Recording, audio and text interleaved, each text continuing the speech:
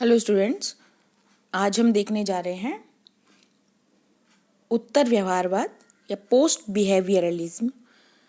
व्यवहारवाद हम देख चुके हैं लास्ट वीडियो में,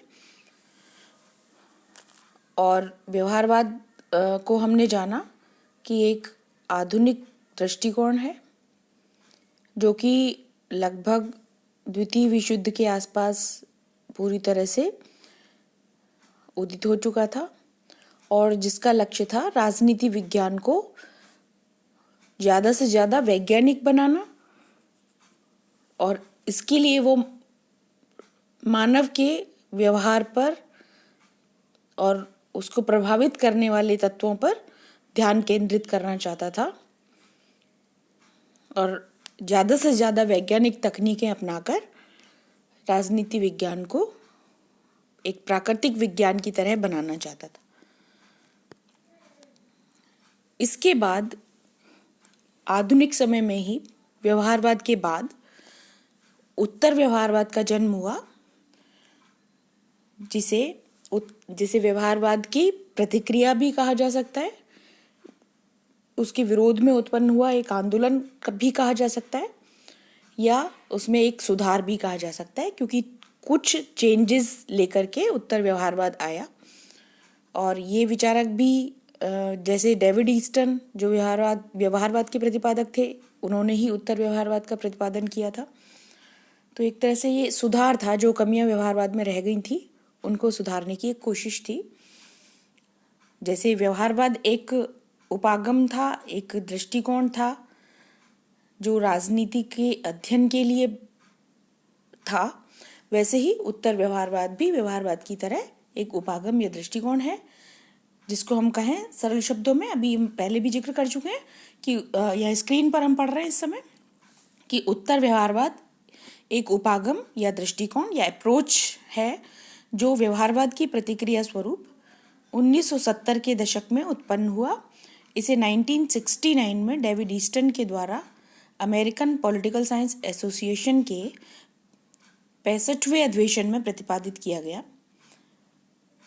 यह व्यवहारवाद की वैज्ञानिकता और परंपरावाद की मूल्यपरकता का समन्वय है।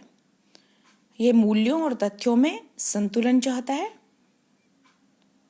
परंपरावाद हम पहले देख चुके हैं पिछले वीडियो में, कि राजनीति विज्ञान में ईसा पूर्व 6वीं सदी से लेकर के और लगभग 20वीं सदी के पूर्वार्ध तक का जो टाइम था वो परंपरागत राजनीति विज्ञान का था, परंपरागत दृष्टिकोणवादियों का था। तो वो मूल्यों को पसंद करते थे। व्यवहारवाद मूल्यों के खिलाफ सामने आया था, पर उत्तर व्यवहारवाद उस परंपरावादी दृष्टिकोण के मूल्यों को समाहित कर लेना चाहता है दोबारा से। वो मूल्यों के विरुद्ध नहीं है, बल्कि ये व्यवहारवाद की वैज्ञानिकता, मतलब जो वैज्ञानिक तकनीकें ये अपनाना चाहते थे, वैज्ञानिक प्रविधियां ये अपनाना चाहते थे, उसको और परंपरावादी दृष्टिकोण के मूल्यों को जोड़ लेना चाहते हैं, उन दोनों में समन्वय स्थापित कर लेना चाहते हैं। इन उत्तर व्यवहारवादियों के दो नारे हैं। इन दो मुख्य चीज़ों पर फोकस करके ये चले। इन दो चीज़ों को ये चाहते थे, प्रासंगिकता और कर्म, रेलेवेंस और एक्शन। मतलब ये चाहते थे कि जो भी एक्टिविटीज़ की जाएं, जो भी शोध किए जाएं, जो भी सिद्धांत निर्माण वगैरह किया जाए राजनीति वैज्ञानिकों के द्वारा, वो रेलेवेंट हो, प्रासंगिक हो, समाज के काम का हो, जिसकी कोई सार्थकता हो। और कर्म पर जोर दिया कि एक्शन करना चाहिए, एक्टिव होना चाहिए, और राजनीति वैज्ञानिकों को, बुद्धिजीवियों को कर्म करना चाहिए, जिससे कि समाज में परिवर्तन और सुधार लाया जा सके और समाज को समस्याओं से निजात दिलाई जा सके। ये जो उत्तर व्यवहारवाद उत्पन्न हुआ, ये हम स्क्रीन पर देख रहे हैं। उदय के कारण क्या थे इसके, कि एक तो व्यवहारवादी क्रांति की त्रुटियां थीं, कुछ कमियां थीं उसकी, जिसकी वजह से ये पैदा हुआ। एक्चुअली व्यवहारवादी क्रांति थोड़े ही टाइम चली। हम देखते हैं कि ये 1969 में तो उत्तर व्यवहारवाद सामने आ ही गया था।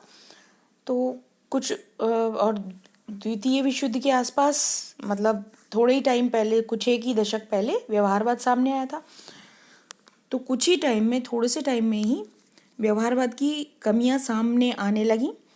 और ये भी देखा गया कि व्यवहारवादी जो राजनीति वैज्ञानिक थे, वो जो लक्ष्य लेकर के चले थे, उस लक्ष्य को पूरी तरह से हासिल नहीं कर पाए, बल्कि कुछ भी हासिल नहीं कर पाए। तो वो एक तरह से व्यवहारवादी फेल हो गए थे, व्यवहारवादी क्रांति असफल हो गई थी। जैसे वो कुछ जो सिद्धांत निर्माण करना चाहते थे प्राकृतिक विज्ञानों की तरह, वैसा वो नहीं कर पाए।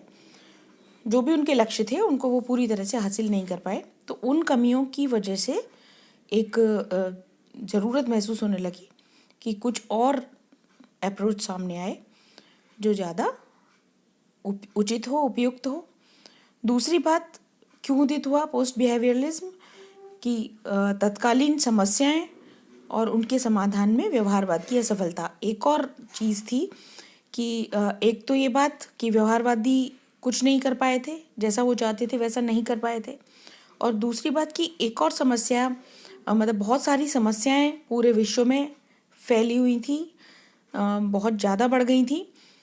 जैसे शीत युद्ध, उसका खतरा बहुत बड़े पैमाने पर था। परमाणु युद्ध का खतरा सामने था, मतलब शीत युद्ध का लेवल बहुत बढ़ गया था, परमाणु युद्ध का खतरा सामने था। तानाशाही शासन की संभावनाएं एशिया और अफ्रीका में बहुत ज़्यादा कई जगहों पर दिखाई दे रही थी। अमेरिका में नस्लीय दंगे थे। जनसंख्या वृद्धि पूरे विश्व की समस्या थी। गरीबी और मंदी भी बहुत ज़बरदस्त रूप में पूरे विश्व में फैली हुई थी।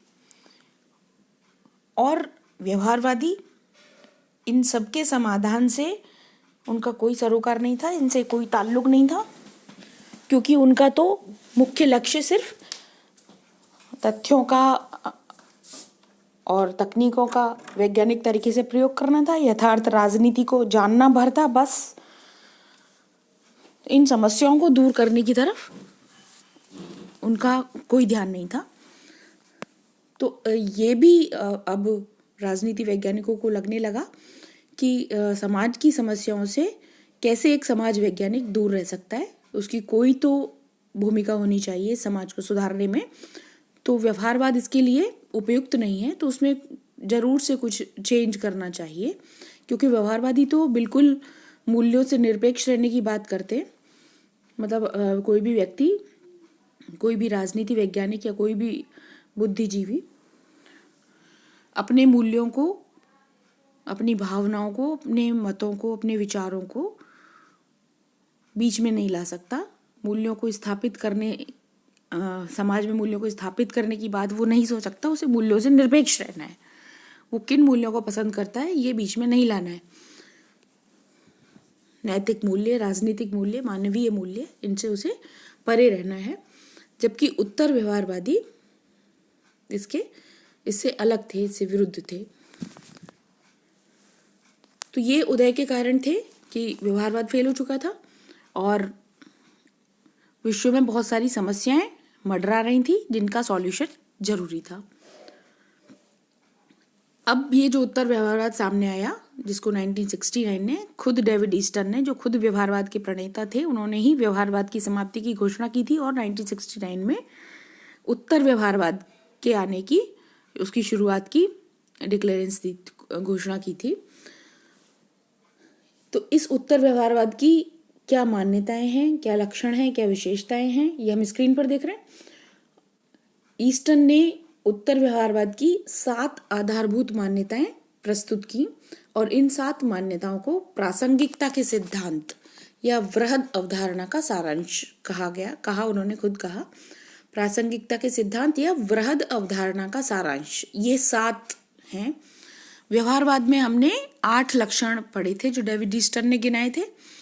व्यवहारवाद में 8, और उनको बौद्धिक आधारशिला कहा था व्यवहारवाद की 8 लक्षणों को। यहाँ 7 लक्षण, जिनको प्रासंगिकता के सिद्धांत या वृहद अवधारणा का सारांश डेविड ईस्टन ने कहा। तो पहली बात कि तकनीक से ज्यादा ये हम स्क्रीन पर देख रहे हैं। पहला बिंदु ये मानते हैं, ये मानकर चलते हैं उत्तर व्यवहारवादी कि तकनीक से ज़्यादा सार महत्वपूर्ण है। ये हम व्यवहारवाद से कंपैरिजन भी करते हुए चल रहे हैं कि जैसे व्यवहारवादी वैज्ञानिक तकनीकों पर ज़्यादा जोर देते थे, तो इनका मानना था कि तकनीकें वैज्ञानिक तो होनी चाहिए, ये अच्छी बात है, बट अगर दोनों में से चूज करना हो, तथ्य भी सार भी इम्पोर्टेंट, मतलब क्या करने जा रहा हूँ उन तकनीकों के थ्रू, वो ज़्यादा इम्पोर्टेंट है। वैज्ञानिक तकनीकें हों बहुत अच्छा है, पर उन तकनीकों के थ्रू आप जिस लक्ष्य को हासिल करने जा रहे हो, जो करने जा रहे हो, वो ज़्यादा इम्पोर्टेंट है। तो वो सार तत्व ज़्यादा इम्पोर्टेंट है तकनीकों के बजाय। दूसरी बात, सामाजिक परिवर्तन पर बल दिया। उत्तर व्यवहारवादी सामाजिक परिवर्तन चाहते थे। जो भी समाज में कमियां मौजूद हैं, समस्याएं मौजूद हैं, उन्हें उनका सॉल्यूशन होना चाहिए, समाज में परिवर्तन होना चाहिए, होते रहना चाहिए। तीसरी बात, समस्याओं के विश्वसनीय समाधान पर बल दिया। डेविड ईस्टन एक्चुअली उत्तर व्यवहारवाद उत्पन्न ही इसीलिए हुआ था कि सामने समस्याओं का अंबार था, तो एक लक्ष्य लेकर के चले थे कि समस्याओं का समाधान आवश्यक है और ये होना चाहिए। चौथी बात कि मूल्य महत्वपूर्ण है। इनका मानना था कि मूल्यों से निरपेक्ष या मूल्यों से पृथक या मूल्यों से परे नहीं रहा जा सकता। समाज में मूल्यों की स्थापना होना आवश्यक है, अदरवाइज समाज विकृतियों से परिपूर्ण हो जाएगा। अगर समाज में यदि आदर्श और नैतिकता या और भी जो मूल्य है, राजनीतिक मूल्य की स्थापना नहीं होगी, तो समाज में इसी तरह की समस्याएं उत्पन्न होने लग जाएंगी। पांचवी बात, बुद्धिजीवियों पर महत्वपूर्ण दायित्व है। ये उत्तर व्यवहारवादी चाहते थे कि ये समस्याओं को दूर करने का जो जिम्मेदारी है, वो मूल्यों की स्थापना की जो जिम्मेदारी है, वो बुद्धिजीवियों की जिम्मेदारी है, राजनीति वैज्ञानिकों की जिम्मेदारी है। उनको एक्टिव होना होगा, उनको आगे आना होगा। और डेविड ईस्टन कहते थे कि राजनीति वैज्ञानिक यदि अपने को सामाजिक समस्याओं से अलग रखेंगे तो वो केवल ऐसे तकनीकविद और यंत्रवादी बनकर रह जाएंगे जो समाज के साथ खिलवाड़ में लगे हुए हैं। यदि वो सामाजिक दायित्वों को नहीं समझते तो समाज भी उन्हें वो सारी सुविधाएं देने से इनकार कर देगा जो समाज ने उन्हें दी हैं, ऐसा ईस्टन मानते थे। और छठी बात, वो कहते थे कि राजनीति विज्ञान को कर्मनिष्ठ विज्ञान बनाया जाए, एक्शन साइंस बनाया जाए। ये केवल चिंतन मनन का एक सब्जेक्ट ना रह करके, बल्कि ये एक्शन साइंस हो। और डेविड ईस्टन का मानना था कि मतलब कर्मनिष्ठ होकर के कार्य करके बुद्धिजीवियों को, राजनीति वैज्ञानिकों को समाज की समस्याओं को दूर करना होगा, उनको आगे आना होगा, उनको एक्टिव होना होगा और आगे बढ़ करके उनको ये जिम्मेदारी लेनी होगी कि समाज सुधरे। डेविड ईस्टन कहते थे कि जानने का अर्थ है कार्य करने का उत्तरदायित्व अपने हाथों में लेना, और कार्यरत होने का अर्थ है समाज के पुनर्निर्माण में अपने को लगा देना। उत्तर व्यवहारवादी मानते थे कि चिंतनोन्मुख विज्ञान के स्थान पर प्रत्येक शोधकर्ता को ऐसा शोध करना चाहिए जिससे समसामयिक समस्याओं को सुलझाने में उसका कोई कंट्रीब्यूशन हो। सातवीं बात, व्यवसाय का राजनीतिकरण। जनरली माना जाता है कि व्यवसायों को में लगे हुए लोगों को राजनीति से दूर रहना चाहिए, और ज़्यादातर बुद्धिजीवी इसमें गर्व का अनुभव करते हैं कि वो तटस्थ हैं और राजनीति में वो नहीं घुसते हैं, किसी भी पचड़े में नहीं पड़ते। पर इन लोगों का मानना था कि राजनीति में बुद्धिजीवियों को शामिल होना चाहिए, उसके थ्रू उन्हें समाज में सक्रिय भूमिका निभाना चाहिए। तो व्यवसायों का राजनीतिकरण यदि होता है तो वो कोई बुरी बात नहीं है, बल्कि वो एक आवश्यक बात है। तो जिस तरह से मतलब सभी बुद्धिजीवियों को, डॉक्टर्स, इंजीनियर्स, प्रोफेसर्स और भी जो बुद्धिजीवियों के संघ और समुदाय हैं, उनको मानव मूल्यों की रक्षा के लिए संघर्ष के मैदान में आ जाना चाहिए। व्यवसायों का राजनीतिकरण होना चाहिए, ये मान करके चलते थे। कुल मिलाकर के समस्याओं का समाधान होना चाहिए, समाज में सुधार और परिवर्तन होना चाहिए। यदि तकनीक वैज्ञानिक अपना ली जाए तो बहुत अच्छी बात है, अगर नहीं हो पाता तो तकनीक से ज़्यादा सार महत्वपूर्ण है, जो किया जा रहा है वो महत्वपूर्ण है। मूल्य होने चाहिए, मूल्यों की स्थापना होनी चाहिए, मूल्यों से पृथक रह करके कोई शोध उचित नहीं रह पाएगा, सही नहीं हो पाएगा। और इस सब के लिए, इन समाज की समस्याओं को दूर करने के लिए बुद्धिजीवियों को, राजनीति वैज्ञानिकों को आगे आना होगा। राजनीति विज्ञान को कर्मनिष्ठ विज्ञान बनाना होगा, एक्शन साइंस बनाना होगा, और राजनीति से पृथक नहीं रहा जा सकता। ये इसको एक मीडियम, राजनीति को एक माध्यम बना लेना होगा समाज में सुधार करने का। तो ये उत्तर व्यवहारवादी इन मान्यताओं को लेकर के आगे चले।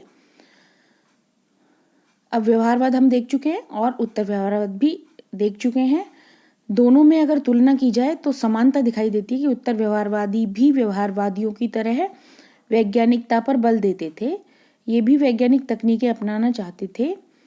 तो ये समानता है दोनों में कि दोनों ही वैज्ञानिकता पर बल देते थे। पर एक्चुअल में ये मतलब ये समानता है दोनों में कि ये व्यवहारवाद में ही सुधार है जो कि वैज्ञानिकता और मूल्यों में संतुलन चाहता था।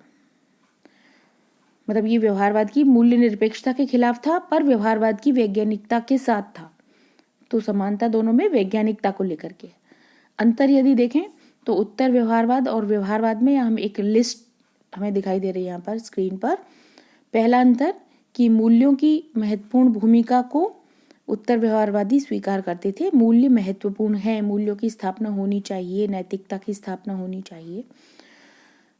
व्यवहारवादी मूल्य निरपेक्षता पर बल देते थे। वो कहते थे कि शोध करने वाले को या राजनीति वैज्ञानिक को मूल्यों से दूर रह करके शोध करना चाहिए। उसे कोई मतलब नहीं है कि क्या अच्छा है, क्या आदर्श है, क्या होना चाहिए, इसे उसे कोई मतलब नहीं होना चाहिए, बल्कि जो है उसको अध्ययन करना चाहिए।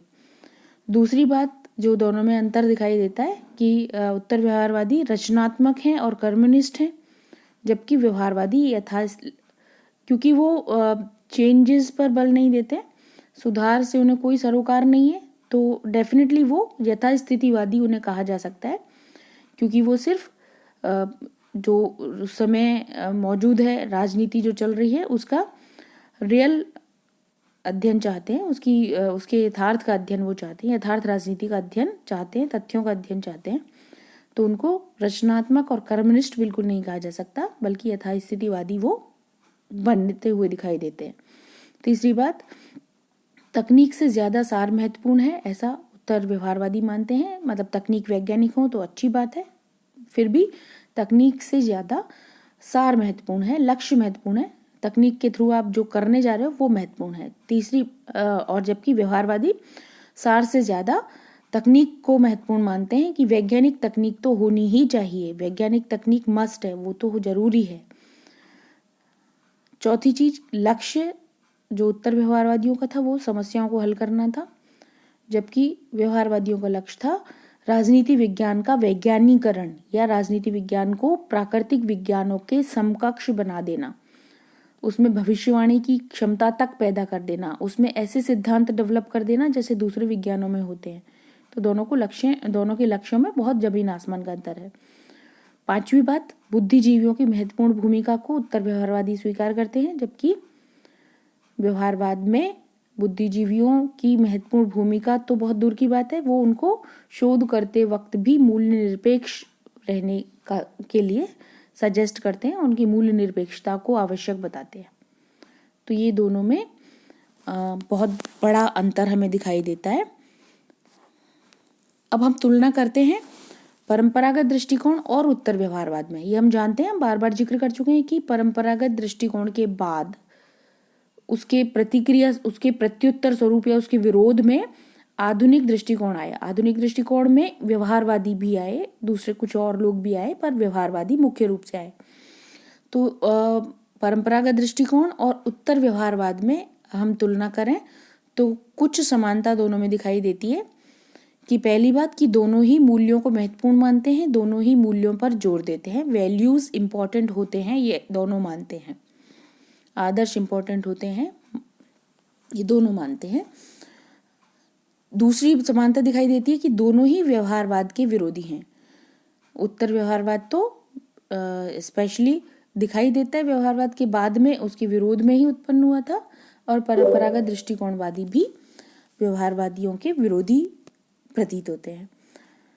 दोनों में अंतर दिखाई देता है, परंपरागत और उत्तर व्यवहारवाद में। हमें यहाँ स्क्रीन पर एक हमने यहाँ पे डिवीज़न किया हुआ है, दोनों में अंतर दिखाई दे रहे हैं। पहला हमें दिखाई दे रहा है, वैज्ञानिक तकनीकों से परंपरागत दृष्टिकोण को कोई सरोकार नहीं है। उन्होंने जो भी विचारक हुए थे परंपरागत दृष्टिकोणवादी या जो परंपरागत विचारक थे, उन्होंने जो पद्धतियाँ अपनाई थी अपने सिद्धांत देने के लिए, वो वैज्ञानिक नहीं थी, बल्कि वो डिफरेंट तरीके थे, निगमनात्मक पद्धतियाँ उन्होंने अपनाई थी। जबकि उत्तर व्यवहारवादी वैज्ञानिक तकनीकों पर बल देते हैं, और ये तो उनका मानना था व्यवहारवादियों की तरह ही कि तकनीकें वैज्ञानिक हों तो अच्छी बात है। परंपरागत दृष्टिकोण वाले, ये स्क्रीन पर उल्टा हमने लिख दिया गलती से, कि परंपरागत जो दृष्टिकोण वाले हैं वो केवल मूल्यों पर बल देते हैं, जबकि उत्तर व्यवहारवादी मूल्यों और तथ्यों में संतुलन चाहते हैं। यहाँ हमें को दोनों को अलग अलग रख लेना होगा, हमें यहाँ पे थोड़ा सा चेंज कर लेना होगा। हम यहाँ सेकंड पॉइंट की बात कर रहे हैं, और सेकंड पॉइंट में हमको यहाँ इन दोनों को आपस में इंटरचेंज कर लेना होगा। उत्तर व्यवहारवादी केवल मूल्य और तथ्यों में संतुलन चाहते थे, जबकि परंपरागत दृष्टिकोण वाले केवल मूल्यों पर बल देते थे। तीसरा बिंदु हमें दिखाई दे रहा है कि प्रासंगिकता नहीं थी परंपरागत दृष्टिकोणवादियों की, जबकि उत्तर व्यवहारवादी प्रासंगिकता पर जोर देते हैं कि जो भी वो कार्य करें, जो भी वो शोध करें, वो रेलेवेंट हो, वो समाज के लिए उपयुक्त हो, वो समाज के कार्य, समाज के काम आए।